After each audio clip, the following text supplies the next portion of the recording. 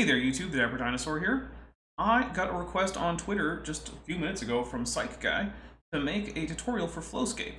So I'm going to make a battle map that you could use in a fantasy tabletop roleplay game like Dungeons & Dragons or Pathfinder.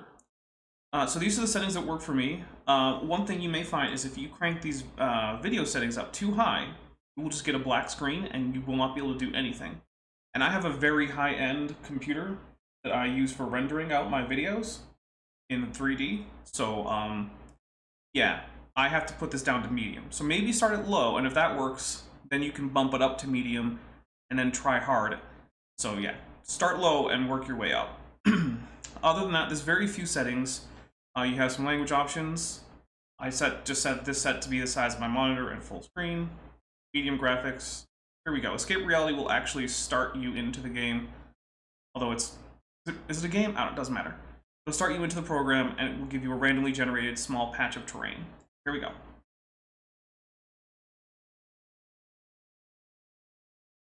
This can take a while. This loading screen is loading from my SSD via SATA cable. So this is about as fast as it could possibly load to my memory. It's still not a swift process. So if you have this installed on a traditional hard drive, then it may take a while. Be aware. And here we go. FlowScape. Also, do not click on that black screen if you get it. It can and has crashed my program. So here we have this nice procedurally generated terrain. And see, it's got some nice stumps. It's a little cold. We got some water. It's like a beach. I think we got some dragonflies too. Yep, that's a dragonfly. Alright, so movement controls are WASD for forward, backward, left, and right strafe. You've also got Q to go down and to rise. Also, if you are over the terrain, you can click this little walkie guy up here in the upper right, and you can get a first-person view. Personally, I think the first-person view is actually a little bit short. I feel like I'm a tiny midget. But whatever, that's just me. I guess you could try to fix that by scaling everything in the scene, but that would be a gigantic pain. So in this mode, you can't really go up or down, you can just walk along the terrain. I don't find it all that useful, but whatever. Some people might like it. Okay, so what we're gonna do is we're gonna get rid of all this, and we are going to make a battle map. And my idea is we're gonna do a swampy battle map, and it's going to be the lair of a night hag. So she's going to have a house there, be surrounded by swamp plants and dragonflies and whatnot. So we're going to hit clear plants. Now what clear plants does is actually a little bit deceptive, because it clears literally everything that isn't the terrain. So yeah. We're going to go over here, and we're actually going to pick something else. We're going to see which of these maps looks like it's the most like a nice swampy thing. This looks fairly nice. I like the look of this. But it's going to be too small. So one thing we can do is if I go over here and I grab this dragon, this defaults to a dragon, but if you use the scroll wheel and actually select other things, what I want is actually a skeleton model that's here. Okay, so this will help give us a sense of scale to the whole map, because without a human-sized object, it's hard to see really how big this is. And so as you can see, this is actually a fairly small area. You wouldn't want a battle map that battles over this kind of area. So we're going to go over to, I'm trying to remember correctly which one it is. It's this one. And we're going to go click on this little slider thingy. And we're going to make this a bit bigger. That seems like a little bit more. Erase this guy real quick. I'm actually going to replace him, because as you scale this, everything that you have placed on the map actually just stays where it is. It doesn't grow with the map. So get our skeleton back. Where'd you go? There you are. Alright. So that's a much more reasonably sized battle map. Okay, but this terrain is a little bit too hilly. We're gonna go over to this right here. Go sculpt. So if you just drag, it'll grow the land. If you alt drag, it seems to grow it a lot faster, and also if you hold in one place, it goes a lot faster with alt. Control Z does not always work. Shift lowers, and control flattens. One thing I want to do is I want to flatten out some of these ridges, and I actually want to lower some of them. As I get the actual control that I just told you. I'm going to get rid of some of the pointedness of this place, because I want my swamp to be a relatively flat place. Okay. So, also, hold right mouse button will let you pan, not pan, but rotate, and middle mouse button drag will let you pan.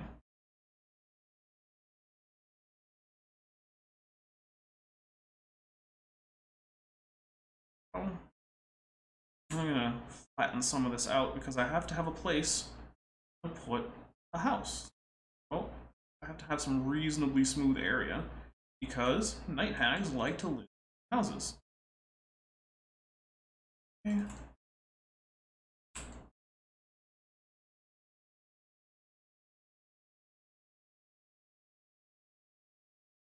Alright, so I'm gonna put a house over on this end.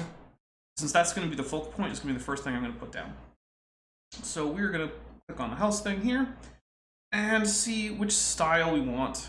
So we got sort of a fairy tale kind of thing going. We have some slightly more realistic buildings.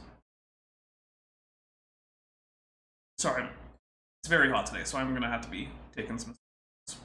We've got sort of an East Asian looking set of buildings.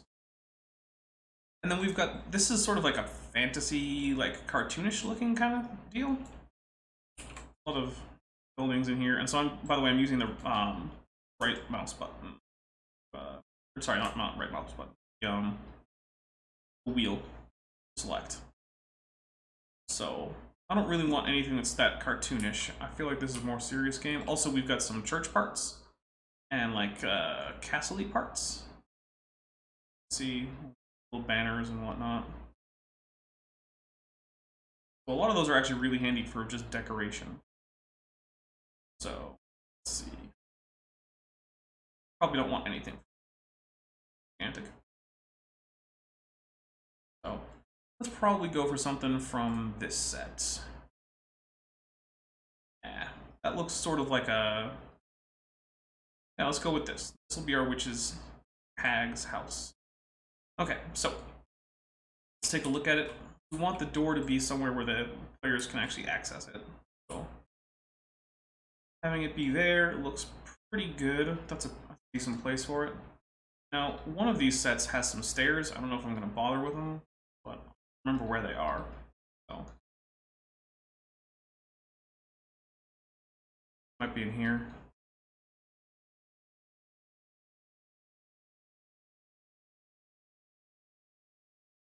Does not put any stairs on. You won't notice it very much from the actual map. Also, we're going to go ahead and add a light right here. What that's going to do is it will more or less simulate light coming from the window. Because, you know, night hags, they you know, they do stuff.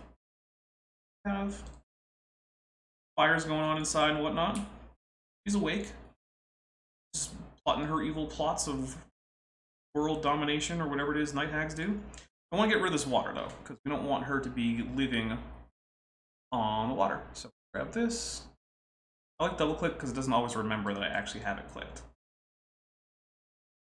Up that a little bit. There you go. Now she's got a little bit of on. Okay. Another thing I always like to do is check the scale of this, the ground textures. The ground textures look okay-ish, but I'm going to actually make them slightly small. What I'm going to do is I'm going to bring this tiling. So if you go too low, the repeats on the tiling become too obvious. I'll show you what I mean. So for instance, you can see the stripy nature of one of these things. And in the darker grass, you can see a lot of the texture repeats. So don't go too high up. Down, that's not too bad. The other thing I want to do is I want to make sure that these are actually the kinds of ground that I want. Look swampy enough. And yeah, I think so, but what about the riverbed? Let's try out some different riverbeds. If I do this, so like there's a lot of greenery in there. Yeah, actually kind of like that. All right, so the next thing we're gonna do is we're gonna start placing down, oh, first I'm gonna get rid of this guy. I don't know what's going on there.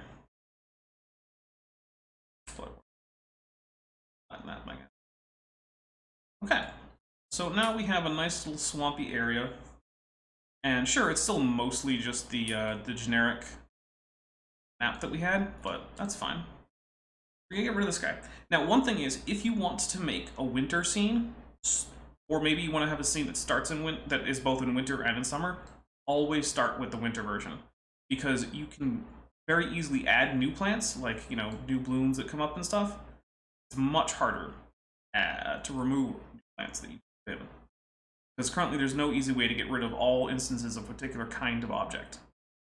But since this is a swampy area, I'm going to assume it's hot and humid and gross there, so it's going to be summertime. So we're going to grab some cattails. Now I could just manually paint them in. That's going to take a while. So instead what I'm going to do is I am going to go over here for procedural generation. Now, these two things control how red is how low they will grow, or well, how low they won't grow. So underneath the red, you will not generate any cattails. And above the blue will not generate any cattails. We're going to restrict the cattails to near the edges here. And then we're going to hit go. And after a while, I'll stop it. Basically when I feel like there's a lot of cool cattail details and like, you can feel the swampy vibe coming in. Pretty soon. Okay, bad.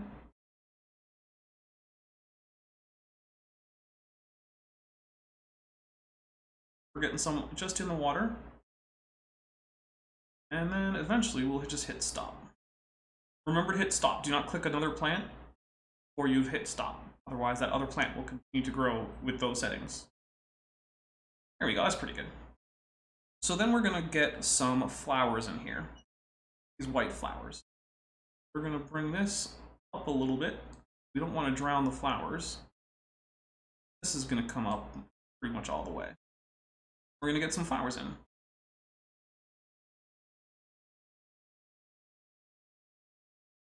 Not too many flowers, because I don't want this to be, you know, cheery.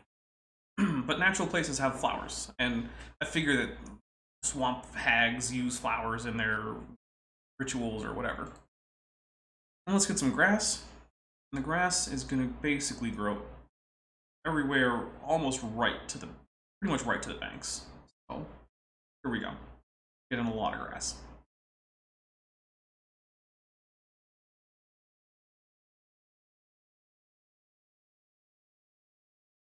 Okay.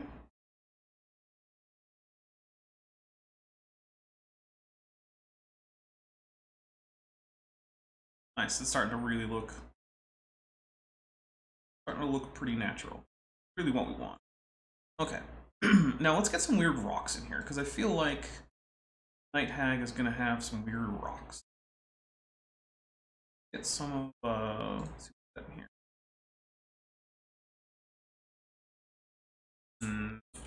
Not sure I like that. Let's turn this off. Let's go to, they're always gonna be vertical. What happens? Let's get a few in. One here, here. Okay, that can help break up line of sight a little bit, which is always nice. Got in.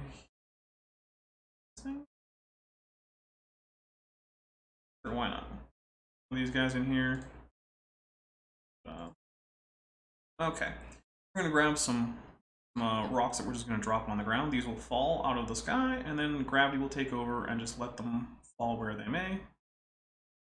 This is just, it's kind of to break up flatness of the terrain. And yeah, you're gonna have some clipping with your plants, whatever. No one's gonna notice. Oh, we definitely need mushrooms, right? Actually, can we procedurally do the mushrooms? That'd be fun. Yeah. Yeah. So we're gonna add some procedural mushrooms, because, you know, swamp hags, mushrooms, right? Also, the red will help break up the color. So, but we also want some of these guys. So, go with these. Nice bunch of mushrooms. Okay. But now let's get some undergrowth. So swamps, I'm thinking I want some of these guys right here. Yeah, those are nice. Those will work for us. Let's just usually generate some. Okay, that's pretty good. Also, what else looks swampy? This looks swampy, but I want it to grow where the cattails grow. We're gonna let it grow in the water. We're not gonna let it grow very far from the water. That's where those will grow. All right, we'll stop those. Now we've got that going. Let's get. I do not want to procedurally generate these. That out of here. So we'll get some trees. This is a nice swampy looking. Oh, first we obviously need dead trees, right? Swamp hags, whatever it is, hut needs some dead trees around it. Of course it does, and they can be anywhere. Okay, but then on the very higher ground, I want something like this. This is an ugly sort of dead looking, not quite dead looking, but we get a little foresty patch here where the higher ground is. Then maybe like one over here. Ah, there we go. Now let's put one on up here. Not where I wanted you. Alright, that's where we're going to get into the transform tools. So this has the full set of transform tools using you can translate, you can rotate, and you can scale. Translate is going to be the arrows. Click. Unfortunately, as far as I know, you can only translate on world axes, so it's kind of unfortunate. But you can use your X, Y. If you're used to Blender, which I am, it does invert the Y and the Z versus Blender, but whatever. Let's see. Scale is going to be the same thing. It's going to be on the world axis. Also do a uniform scale. That's nice. So let's do a uniform scale. Let's scale it up a little bit. Rotate is going to be a little rotation guy. Also, if you click here, you get a trackball type rotation, which can be handy, but it is also hard to control sometimes. I'm actually going to make this go up a little bit so I can get some of the these roots or roots, depending on where you're from. Okay, so we're currently at a point where we actually have a pretty nice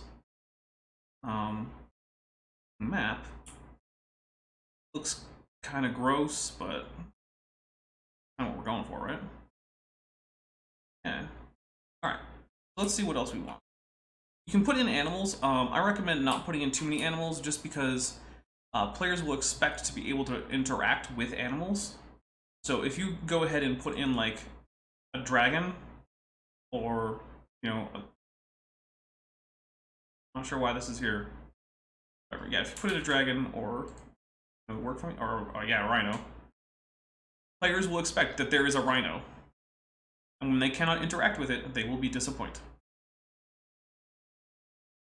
However, things like some dragonflies, which, why are you your dragon? Go away. Dragonflies. Okay. Also, middle mouse wheel changes the size of this guy. Dragonflies are nice because they are nice and ambient. No player is going to sit there and be like, why can't I catch a dragonfly? Or just tell them they can. Right? Like, whatever. There are plenty of dragonflies because this place is full of insects.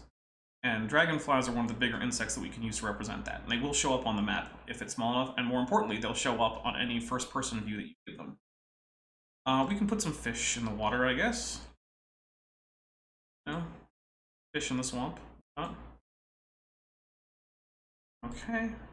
Now I just want to add a few more little bits of debris. So I want some dead tree branches just kind of scattered everywhere. Figure there's dead trees everywhere. There should be dead tree branches. Both varieties in here.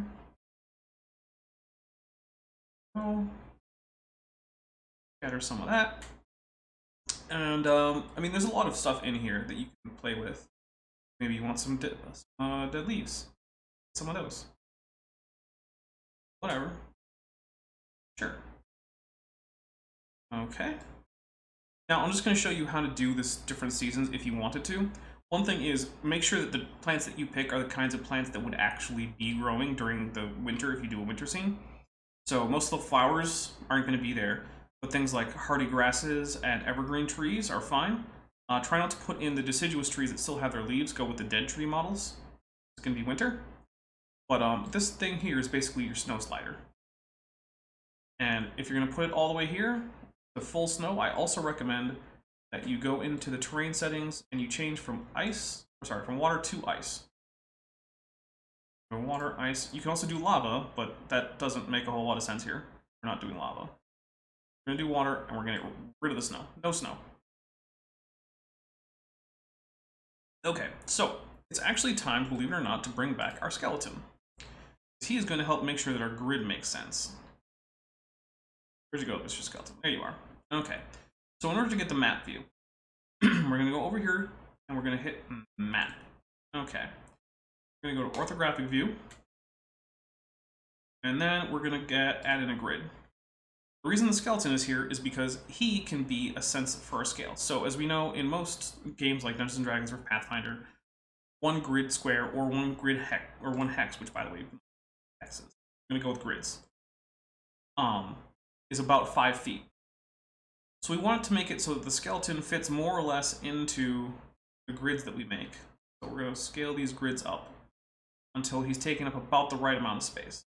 Right now, it looks like we're going to get a 22 by 22 grid. It's fine. Okay, let's get rid of our skeleton. Need you. Now you can see that there are going to be like dragonflies and fish and whatnot on the map, so it's going to be nice there. But there's one thing you might notice. The water only barely seems to be there. That is because the Fresnel is a bit on the, well, it's a bit too far to the left. When you're doing a first-person shot, where the Fresnel is by default is actually pretty good. But if you're doing a top-down orthographic, you're going to want to slide it pretty far to the right.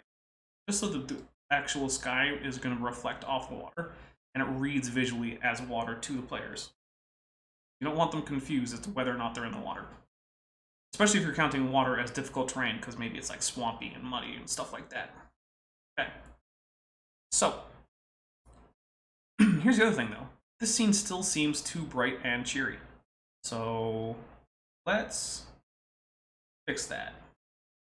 One thing we can do is we can actually drop the angle of the sun. The sun's coming in at a really shallow angle. If you're coming in here, it's like as dusk is closing in, players are finally reaching the hag's lair. They see smoke billowing out of her chimney or whatever, and it's twilight and it's all creepy. Also means we're gonna bring down light. Not so much that it actually starts making things look black though, because that is visually difficult to keep it so that things are still noticeably green, right? I want this to be a little creepy. Also, that makes the opacity on this grid a little bit crazy, so we're actually going to turn that down considerably. There we go. So that keeps with the visual style, which is also an important thing. Don't ignore the grid. Grid is actually a visually important part of this, because as you look at it, it actually kind of dominates the scene. It's pervasive. If you don't think about it, you'll have a bad map. Okay. We're also going to slightly turn down the sky brightness a little.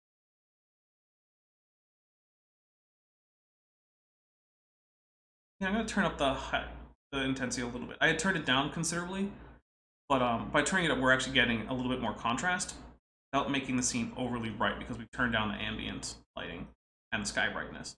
I'm going to leave fog alone. I've not been finding fog to work very well in FlowScape, and maybe that's just because I don't know how to use it, but whatever.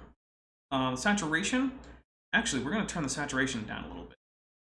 So if you go all the way down, you can get a black and white, which might be cool for like if you're doing like that Call of Cthulhu, like in the 20s or something, and your detectives are coming up to this mysterious cabin in the swamp inhabited by mutant Cthulhu worshippers or something. Okay. And if you want to push it way up for some kind of like fairyland kind of setting. Maybe it's in the Feywild or something. Sure. But this is a fairly natural scene, so we're just going to turn it down just a little bit. Just so it's just, you know, a tiny bit. We're not going to worry about vignette because on a battle map, that's not going to matter. We might turn it on, though, when we do the first-person shot, just to get some mood. We're going to take bloom down quite a bunch. Down. Up reduces the effect of bloom. I don't know why they do that.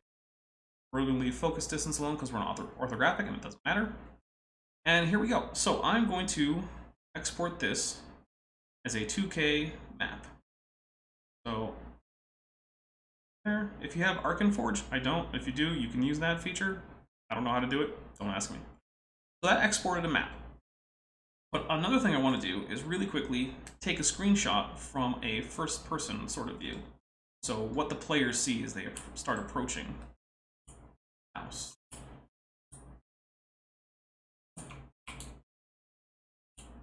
And actually, we're probably going to move the sun a little bit. I want the sun coming in.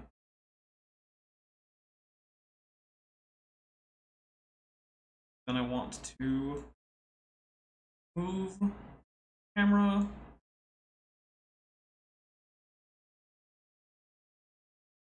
I like that spot right where there we go. I'm gonna move the camera here so we get the nice God rays coming in. I'm gonna see if there is a horizon that actually works a little bit better. So the horizons are here. There might not actually be one that works really well. That's okay. That one's too close. That might actually work if I can rotate the sky a little bit.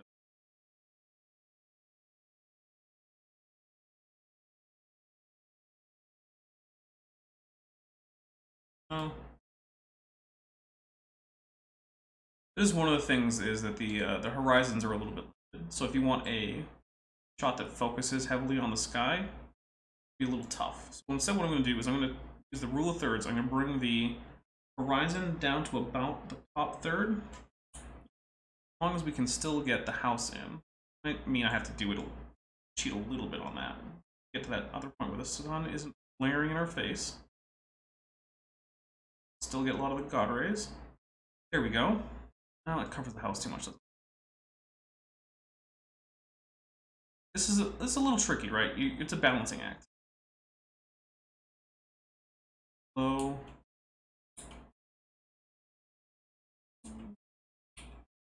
Whatever. The sun can just actually come from a slightly different. It's all about, you know, exactly what you need. In fact, we could do it. The sun's coming from this angle, but I like having everything backlit. It gives it a more mysterious kind of look. Okay, there you go. And actually, now we can try playing with the fog. I don't think it'll work very well, but whatever happens. Where did fog go? There you are. Yeah, see, part of the problem with the fog is it does not work well with any horizons. I guess we'll just give it this one. Yeah, so a little bit of fog. You'll notice that where the fog intersects the sky doesn't actually work too well, but players probably won't complain about that if everything else looks cool enough. But let's see what else we have in our camera suite to make this look nice. So let's get some vignette in here. The vignette is this darkening around the edges. Don't go overboard, because then it just becomes obvious. But let's give it a pretty heavy vignette. Okay. It will bloom a little bit, just to give us a little bit more contrast. That mysterious light at the front of the house is going to bloom up past the plants in the foreground. That'll work.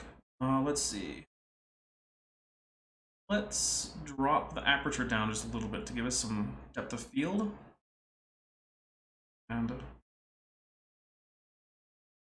put the focus distance a little high. Autofocus. No, don't autofocus. This isn't very well implemented. I haven't really used that one too much. Alright, let's get this. There. Okay. There. Alright, let's cool the temperature down just a little. So color temperature, in case you don't know, basically the higher this is going to go, then it's going to be the bluer it is. The more you put it to the left, the redder or more orangey it's going to be. So we're going to put it a little bit blue end. Now the reason for that is that warm color temperatures, which are the ones to the left, make humans feel comfortable and safe. Cool color temperatures are a little bit more threatening, and they feel like this might be a little dangerous. And the fog and the god rays help give us a sort of humid feel to the scene. So yeah, I think this is going to work pretty well. Saturation's about where I want it, exposure, all that. So I'm just going to hit right here. I'm going to click and take a quick screenshot. And then we are going to drop into GIMP, which is my image editor that I tend to use. And we are going to open up the images we just saved. Now, in order to get to these, you have to navigate to your install folder for, what do you call this? For FlowScape. So it's going to be Steam Library, Steam Apps, Common, FlowScape. And it will just be dropping these screenshots into this section here. So I'm going to do that on a separate image, or a separate file explorer. Give me 1 second. For me, it's in my E drive.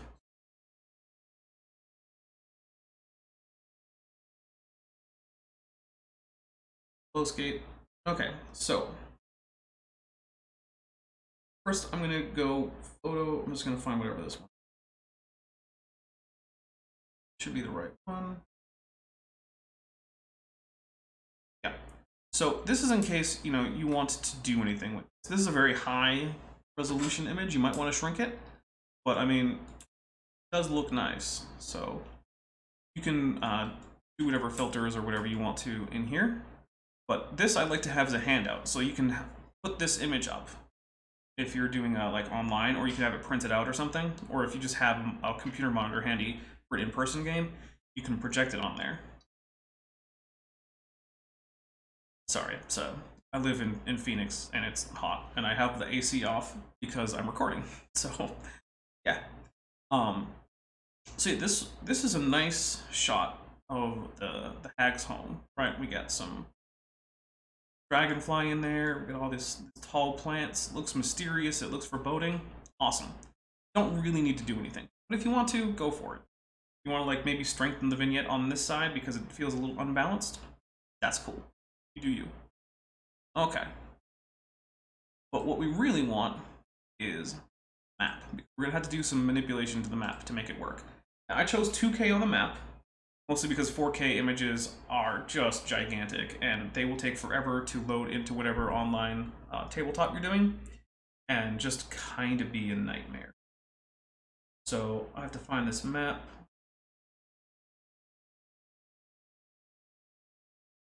There it is. Okay. So what I like to do is crop it down so that only the actual map part is included, and then just save over them. So I come into here, make sure that I'm lined up edge of the grid, and I will scroll all the way up, way over here, connect it to the grid. There we go. And then I will go to image, crop to selection, and then bam. This is now 2,999 by 2,998, whatever. I mean, at this resolution, the exact scale, it'll be fine. You can just scale it to wherever you actually need it. And so if you remember, we're also working on a 22 by 22 grid. So you'll probably want to remember that, because if you're using this for something like Roll20, you want to make sure that you scale the map to 22 by 22. So that is an important aspect of this. And then there you go. You can use these rocks to do things like block line of sight. You can block line of sight around the house. And yeah, if you want, you can do things like, say in GIMP, you want to mark off certain tiles as difficult terrain. You can add in little triangle shapes or whatever it is you usually use to denote difficult terrain if you want. And yeah, there you go. A very effective battle map in, how long have I been recording? 40 minutes. And yeah, didn't have to buy anything but FlowScape. There you go. If you have any questions, please ask them in the comments. I can't guarantee I'll know the answers, but hey, Sight Guy. Oh, I just hit my microphone, sorry. This one's for you. So have fun with it.